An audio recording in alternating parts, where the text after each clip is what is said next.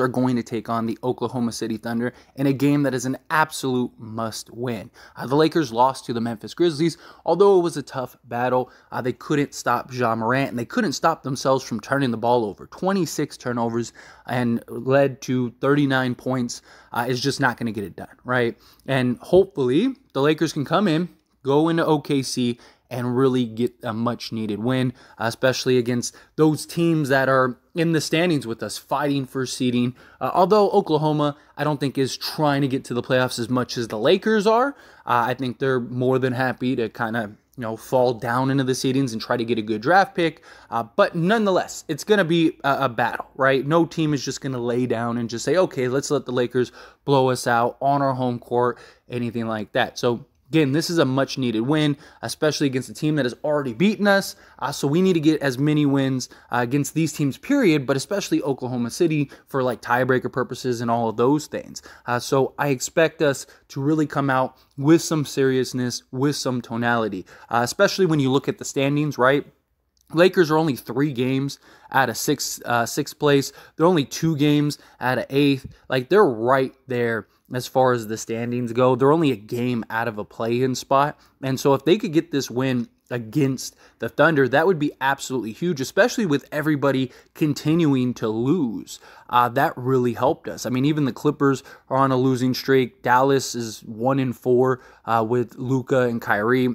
So that experiment so far hasn't really been working, which is in our favor. The Timberwolves did beat the Clippers, which honestly I would have rather had the Clippers beat the Timberwolves, but nonetheless, doesn't matter. We're still right there. We're right in the thick of it, right in the thick of things, and we're only like 3.5 games or something like that out of like the 5th seed. So we are in there.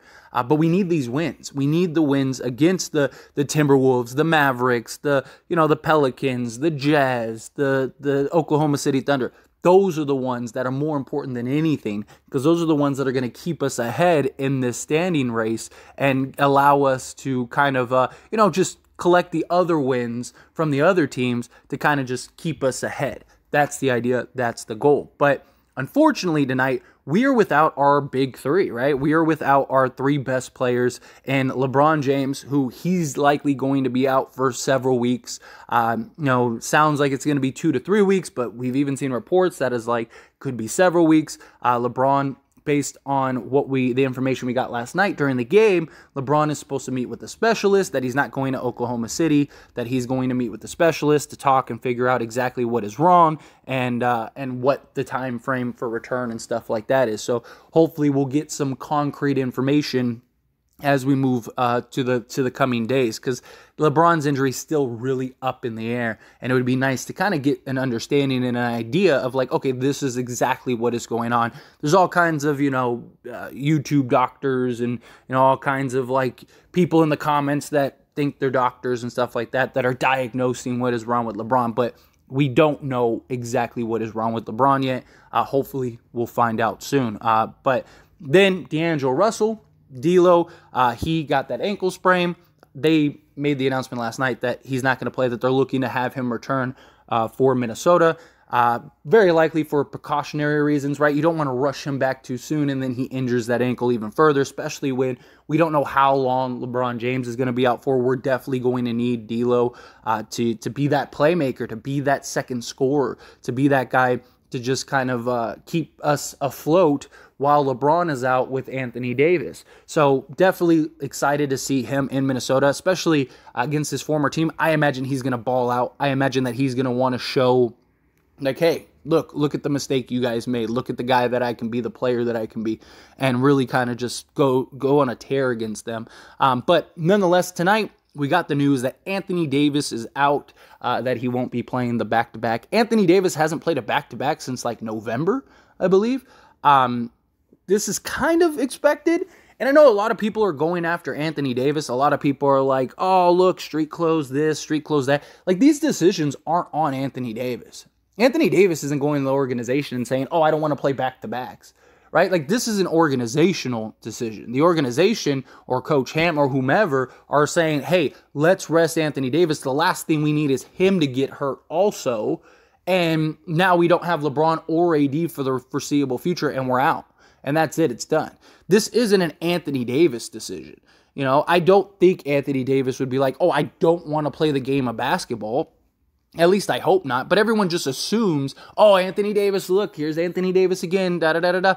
But there's no injury that he's suffered that we're aware of or anything like that in yesterday's game. He was great in yesterday's game, but this is just what the organization wants to do. And I don't think it's a terrible decision. It's just you should have done it against Memphis as opposed to doing it against OKC. Like, if you didn't want him to play back-to-backs, have him do it against the Memphis Grizzlies. Although maybe the idea was, okay, if we can beat the Grizzlies, then we can sit Anthony Davis against OKC and they don't have their best player. And so maybe we could still squeeze out that win.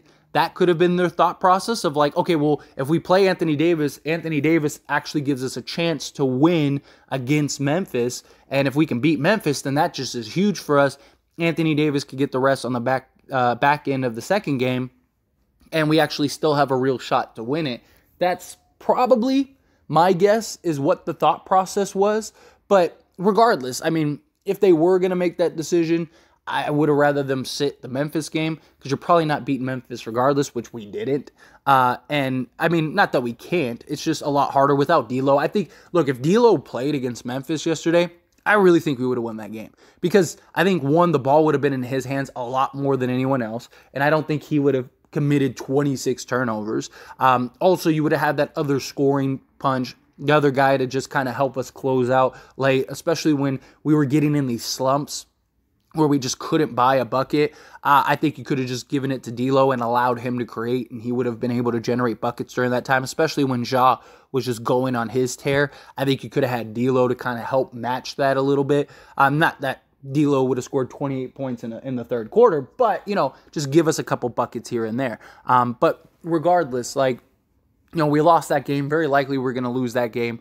So now, going into OKC, now you're without Anthony Davis. Now, if you lose that game too, that's just, now you're in a disaster situation, right? Because now the Thunder have the tiebreaker. They jump you in the standings again, and now you're even further behind in the standings. And that deadline of games to win is getting smaller and smaller, and now you just have to go on a much bigger run without LeBron James for the foreseeable future. Now, I still think we have a real chance to beat the Oklahoma City Thunder. I still think we're going to win several games going forward, and I still think we make the play-in. I would still be surprised if we don't make at least the play-in. Even if it's just the 9th to 10th seed, I still think we make at least the 8th to 7th seed. But we'll see. Tonight's going to be a real test. We're going to see what this team has without your 3 best players. But I do think that they can win. I mean, even the previous team, they beat Miami. They beat Miami without LeBron and AD. We've seen guys step up in moments and play big games. And I do think that we can see that. And I think this team is still much more better equipped. They got to turn down the turnovers, right? Can't have 26 turnovers. Can't have anything close to 20 turnovers. They need to drop those turnovers drastically into a third of that. But if they can keep the turnovers low, they can, be aggressive, get to the hoop. We're probably going to see a lot of Mo Bamba tonight, a lot of winning Gabriel tonight. And I think this is just a much better matchup for Mo Bamba than what we saw with the Memphis Grizzlies. I saw a lot of people that were like, why didn't Mo Bamba play? Mo Bamba would have gotten eaten alive by Tillman and Triple J. Come on, I love Bam, Mo Bamba. I love Bamba, and I think he has a bright future on this Lakers team, but he is not a great individual defender. He gets into foul trouble quick. The way Ja was attacking, Mo would have been out of that game by the 2-minute mark of the third quarter. They would have targeted him. He would have been fouled out, and then he would have sat on the bench anyway. And the only difference is Ja probably would have went for 35 instead of 28. It was just a bad matchup. And I didn't mind the rotations or the lineups. There are going to be games where Mo Bamba has just a bad matchup because he's not very good at just defensive awareness. He's not very good at like sticking with his defender. He's just a great shot blocker, a great help defender, and with his length, he can challenge and make things difficult. But still, we've already seen with the Lakers his ability to just very quickly get into foul trouble. So he's got to learn that discipline. So I had no problems with that. But look, Oklahoma City Thunder doesn't have SGA. That's obviously a huge bonus for us. That's a huge favor. They're coming off of a back-to-back and a hard-fought game against the Kings. So I imagine that they're going to be a little beat up too. They're going to be a little rough. And there's just no excuses. This is a team that I still believe that we can win. I still think we beat Oklahoma City tonight. I still think we get it done. I still think we have more than enough talent. Beasley's going to have to wake up. Austin Reeves, we know what he could do. I think, Jared Vanderbilt is going to have a field day because he's not going to have to guard SGA. So now whoever he's guarding is just going to get locked down. I mean, we've seen what he could do to Luka and Brandon Ingram. Imagine what he's going to do to the guys on Oklahoma City. Not that Oklahoma City does it. I really think Oklahoma City has a really great, bright future. But right now, they're still very young. Maybe even put them on Giddey to kind of shut down that engine. That could be huge. And especially with Giddey's size, right? I would probably do that. I'd probably just say, hey, you lock him up. You do not let him get a triple-double. You do not let him get this team going. And I think that'll be huge. But at the end of the day, this is a game that I still believe is winnable. This is a game that I still believe we should win. I know we don't have our three best players. I know some people are going to write it off as like, hey, that's it. Put a fork in it. It's done. Let things unfold. Let things develop. Could the Thunder beat us? Yeah. Should the Thunder beat us? Probably. But I still think we have more than enough talent on this roster without those three to still score and get some games. I still think we're going to be pretty solid defensively. Obviously, losing Anthony Davis is going to be a huge blow to our defense, but I do still think that we can be more switchable. We're going to probably go a lot smaller, but hey, at the end of the day, we got to get this done. But anyway, as always, this is a discussion, so I pass the question on to you. Let me know your thoughts and opinions down in the comments below. What do you think? Do you think we win the game tonight? Do you think we don't? What do you think of AD sitting out? Again, I just want to stress, it's not an Anthony Davis decision. This is an organizational decision. But anyway, let me know down in the comments.